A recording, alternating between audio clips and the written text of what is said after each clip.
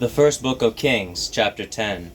And when the queen of Sheba heard of the fame of Solomon concerning the name of the Lord, she came to prove him with hard questions, and she came to Jerusalem with a very great train, with camels that bear spices and very much gold, and precious stones. And when she was come to Solomon, she communed with him all that was in her heart.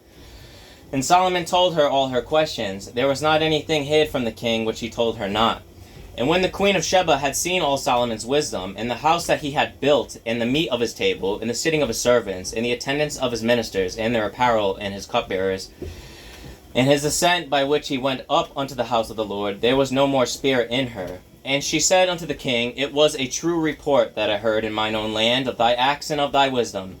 Howbeit I believed not the words, until I came, and mine eyes had seen it. And behold, the half was not told me. Thy wisdom and prosperity exceedeth the fame which I heard. Happy are thy men, happy are these thy servants, which stand continually before thee, and that hear thy wisdom.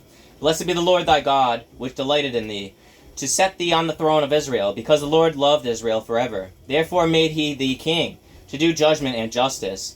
And she gave the king 120 talents of gold, and of spices very great store, of precious stones. There came no more such abundance of spices as these, which the queen of Sheba gave to King Solomon. And the navy also of Hiram that brought gold from Ophir, brought in from Ophir great plenty of almug trees and precious stones. And the king made of the almug trees pillars for the house of the Lord, and for the king's house harps also and psalteries for singers. There came no such almug trees, nor were seen unto this day. And King Solomon gave unto the queen of Sheba all her desire, whatsoever she asked, beside that which Solomon gave her of his royal bounty. So she turned and went to her own country, she and her servants. Now the weight of gold that came to Solomon in 1 year was 666 talents of gold. Beside that he had the merchantmen, and of the traffic of the spice merchants, and of all the kings of Arabia, and of the governors of the country. And King Solomon made 200 targets of beaten gold. 600 shekels of gold went to one target, and he made 300 shields of beaten gold. 3 pound of gold went to one shield, and the king put them in the house of the forest of Lebanon. Moreover, the king made a great throne of ivory, and overlaid it with the best gold. The throne had 6 steps, and the top of the throne was round behind, and there were stays on either side of the place of the seat, and 2 lions stood beside the stays. And 12 lions stood there on the one side, and on the other side the 6 steps. There was not the like made in any kingdom. And all King Solomon's drinking vessels were of gold, and all the vessels of the house of the forest of Lebanon were of pure gold, none were of silver. It was nothing accounted of in the days of Solomon.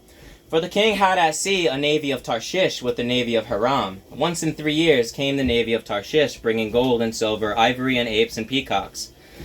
So King Solomon exceeded all the kings of the earth for riches and for wisdom. And all the earth sought to Solomon to hear his wisdom, which God had put in his heart. And they brought every man his present, vessels of silver and vessels of gold, and garments and armor, and of spices, horses, and mules, at a rate year by year.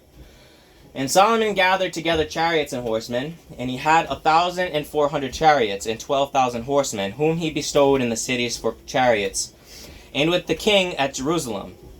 And the king made silver to be in Jerusalem as stones, and cedars made he to be as the sycamore trees that are in the vale, for abundance. And Solomon had horses brought out of Egypt, and linen yarn. The king's merchants received the linen yarn at a price. And a chariot came up and went out of Egypt for 600 shekels of silver, and an horse for 150. And so for all the kings of the Hittites, and for the kings of Syria, did they bring them out by their means.